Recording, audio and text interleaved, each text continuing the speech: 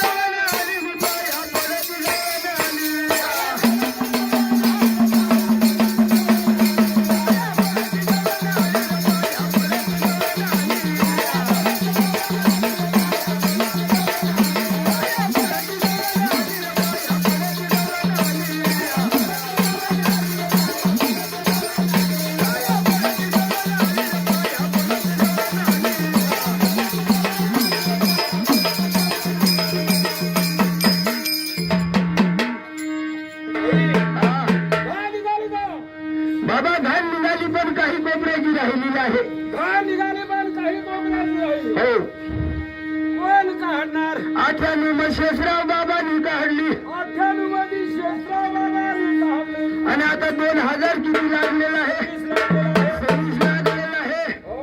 आणि ती घाण आपली कोणीतरी काढणार आहे. कोणीतरी घाण काढणार म्हणजे कोण काढणार? कोण काढणार? त्याला कोणीतरी काढणार. कोण काढणार? त्याला पोऱ्या बिऱ्या तरी काढणार. काढणार हा काढणारच. हा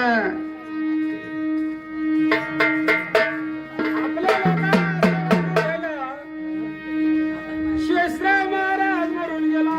बरोबर. हा शेषराव महाराज मरून गेला. शेषराव बाबा भाऊ आता मरी गया. आता तो मरी गया तर दारू प्यायला हरकत नाही. असं आहे. अर्थ काय होतो? शेषराव बाबा बुवा मरी गया तर दारू प्यायला हरकत नाही. तुम्ही लोक सांगत आहे सांगा. काय म्हणतो तो? शेषराव बाबा मरी गया ही गोष्ट खरी. खरी गोष्ट आहे. हा? हा, शेषराव महाराज मरी गया ही गोष्ट खरी. खरी आहे. पण सापडा काय मरला नाही.